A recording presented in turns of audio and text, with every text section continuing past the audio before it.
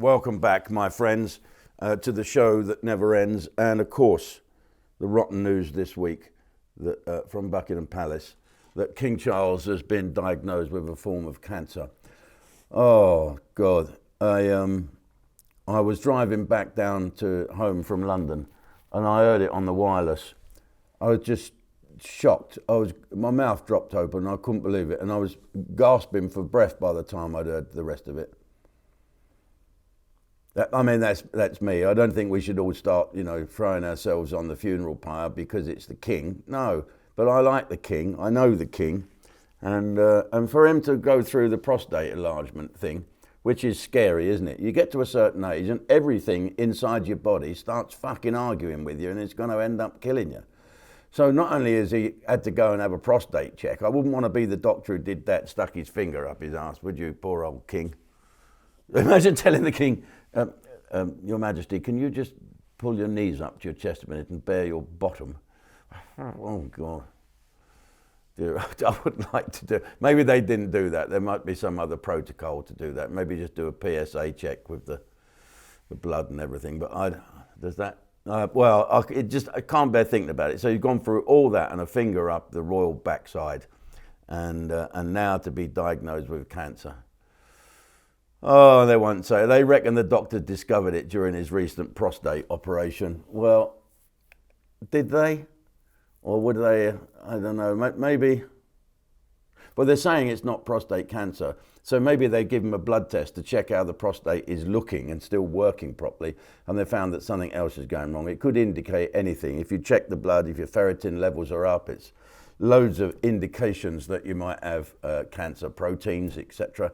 And so they'll have a little look round and find it. And I really, really hope it's not serious. I mean, holy shit, he's been waiting to be the king for so long. And he's been a brilliant king so far. Those of you who don't like him, I can't talk to you about that. Just go away and don't watch me. But I love him. I adore him.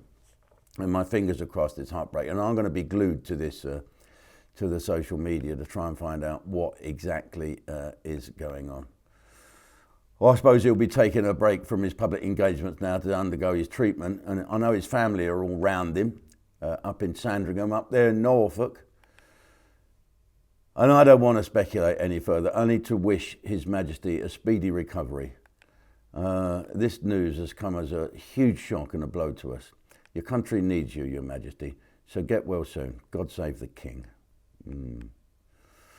Yeah. Well, what can you say? Let's move on to more normal news, and of course it's about transvestments at the moment. There is a woman, right, her name is Lindsay Smith. She's 34 years of age. I think she wears flat shoes. And she's a Newcastle United fan. And cop for this, she found out that she's being investigated by some form of KGB stroke GRU people in the Premier League. What for? Not for throwing a bottle at the referee or calling the goalkeeper a twat. Well, you wouldn't call that twat a goalkeeper. No, it's for stuff that she put on social media, unrelated to football whatsoever. And now she has been banned by these people that have gone to Newcastle United and said, hey, you've got some woman, Lindsay Smith, 34, who's been saying on social media that trans women born with a penis are men. God, how dare she say that? Well, I'm saying it. Ban me from Newcastle United. I don't want to fucking go anyway. No, it's what? What is going on with this woke world? And who owns Newcastle? Used to be that nice bloke, didn't it? Mike Ashley or something like that. It's now the Saudi Arabians, right, who don't like gay people, don't like transvestments, right, etc., etc., etc., don't even like women. So now, trans women born with a penis are not men. Yes, they are, fucking men. Ban me. That's not a hate crime, is it? Just by saying that, stating the fucking obvious. But it's the fact that she's been investigated. Investigated. It's mad, right? Why don't we send the police around to arrest her? After all, they're not doing much to find that fucking chemical attacker, are they? I'm going over to Ustream now, otherwise I'm going to get myself banned. Described as a masterclass in stand-up comedy, watch the inimitable Jim Davidson at his very best. In Uncovered and Uncensored.